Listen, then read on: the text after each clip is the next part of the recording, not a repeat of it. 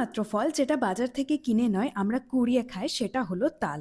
তাল কুড়োতে যাওয়ার জন্য আমি আগে ভালোভাবে গামছা জড়িয়ে নিয়েছি, কারণ মাকড়সা পোকামাকড় নানান কিছু থাকতে পারে। বাড়ির পিছনে একটা পুকুরও আছে আর প্রচুর গাছও আছে। রিসেন্ট এই দোপাটি গাছগুলো ফুটেছে, তার মধ্যে আবার ফুলও দিচ্ছে দেখছি।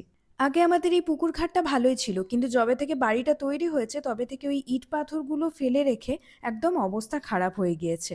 এর মধ্যে যাওয়াটা খুবই ক্রিটিক্যাল, বাট তাল কুড়োতে তো ছাড়বো না। আজ আমাদের লাঞ্চে ছিল তালের পরোটা। দুপুরবেলায় হঠাৎ দেখি গুডাই কিছু একটা দেখি খুব ভয় পেয়েছে। তারপর বাইরে বারান্দায় এসে দেখি আমাদের উঠোনে বেশ কয়েকটা হনু এসেছে।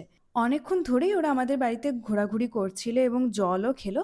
তারপর দুটো আলু আর দুটো কলা দিয়েছিলাম, তো সেটাই ওরা সবাই মিলে ভাগ করে খাচ্ছিল।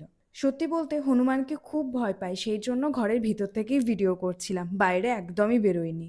তবে খারাপ লাগে এটা ভেবে চারপাশে এখন ফলের গাছ এত কমে গেছে, ওরা হয়তো ঠিক করে খেতেই পায় না, তার জন্যই এর ওর বাড়িতে গিয়ে হানা দেয়।